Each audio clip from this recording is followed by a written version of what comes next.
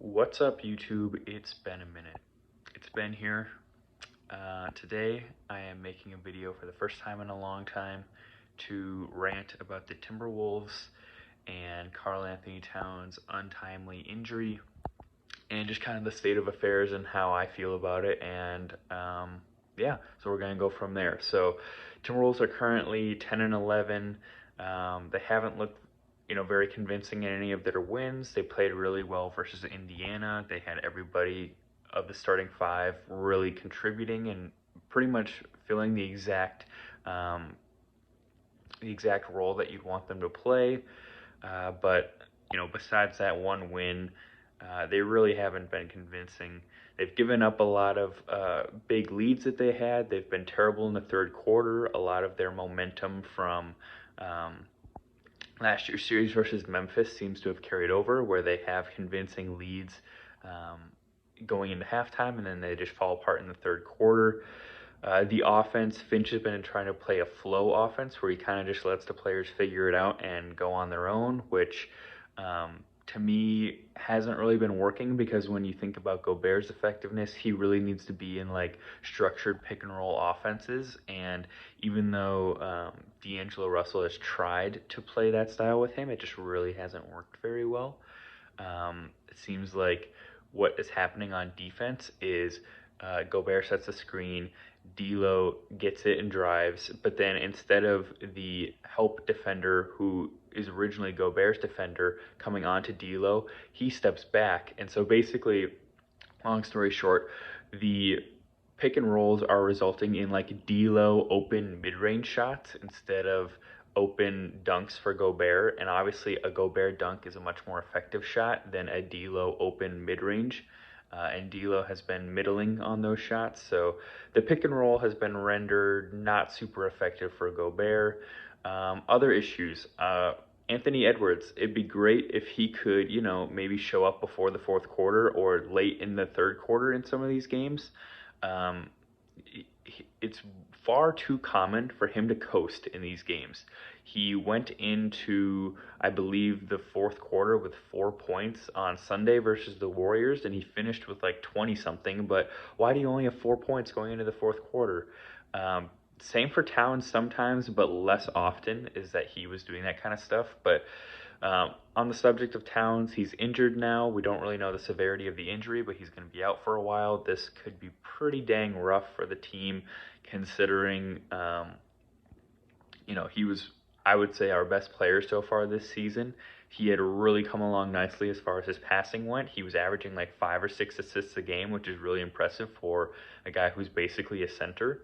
Um, he really was a key cog in our ball movement, honestly. He had really good chemistry with Rudy on offense as far as passing to him in certain scenarios. On offense, the way that they didn't have good chemistry is they both still have the center mentality and they both run to the paint when they're on offense, which creates some spacing issues. As far as injury issues go, um, McDaniels and Prince both missing time simultaneously has really hurt the team. They're pretty much our two best forwards, and Prince provides a lot of spacing. McDaniels provides a good amount of spacing.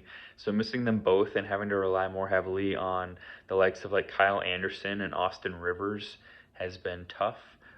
Anderson hasn't been like terrible, but he certainly hasn't provided spacing, which they need a lot of with Gobert on the court. And overall, he's just not been underwhelming or overwhelming. He's just been kind of whelming. He's been okay. Austin Rivers has provided some okay defense, but offensively, he's pretty much a zero.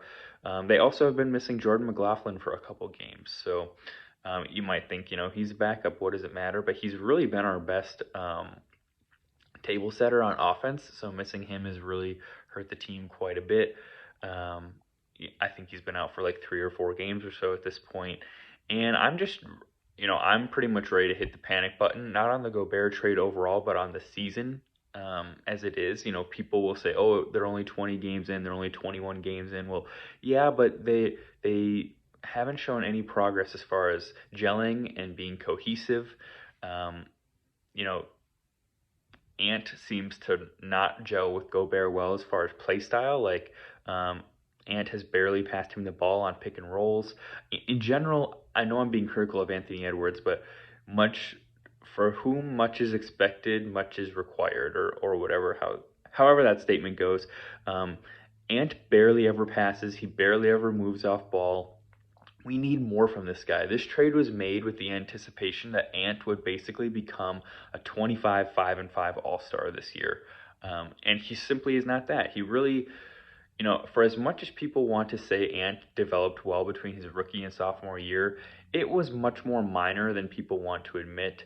And really, I haven't seen any jump from last year to this year. His defense is actually worse, it seems like, than it was last year. His effort levels is, as I said before, really waning a lot of times. Um, yeah, so Ant just really needs to step it up, and especially so with this stretch of Cat being out for a while now, it looks like. As far as D'Angelo Russell goes, I haven't talked about him much. He obviously was atrocious to start the season. His shooting was putrid. Ever since he changed his hairstyle, he's been a bit better overall, but we still need him to be much more consistent. Consistency is his biggest issue. He can shoot, 1 for 4 one game, and then he'll shoot 6 for 18 the next game.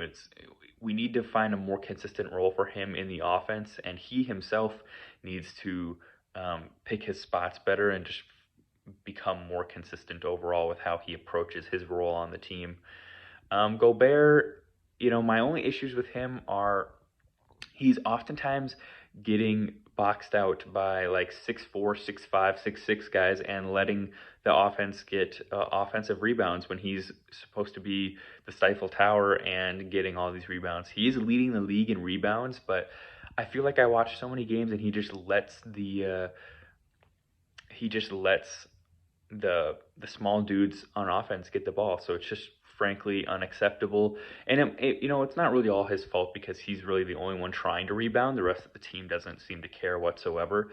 So I can't levy too much anger towards him, but he's pretty much met my expectations as far as what I thought for both good and bad. He's averaging like 13 and 13 this year. The only thing that's down that I'm disappointed in is his blocks it's one of the lowest averages of blocks he's ever had in his career. Don't really know why that is, but it seems like a lot of his emphasis has been deterring people from driving versus meeting them at the rim and blocking them. Like when you watch them play, a lot of times if there's a pick and roll action and he's switched onto the driver won't drive to the rim and try to go at Gobert. They'll actually stop short and do a jump shot. And I guess the only issue there is that they're getting wide open jump shots because Gobert is sinking to the paint and playing drop defense on them. So it's kind of a mixed bag, Gobert is protecting the rim in a sense, but by doing that, he's leaving people open for a lot of mid-range jumpers. So it's a mixed bag. Bright spots. Let's talk about some bright spots. McLaughlin and Prince, who I talked about, and McDaniels, those three have performed really well compared to what we wanted from them. It's just unfortunate that they're injured right now. So as far as my outlook going forward, it'll be interesting to see the Timberwolves' chemistry with Cat with Cat on the sideline for a while right now. Maybe it opens up the floor a little bit more for the team. We'll just have to see, I guess. So yeah, I'm pretty much at my lowest low right now for the Timberwolves this season, but let's hope that they can bounce back. All right, see you guys next time.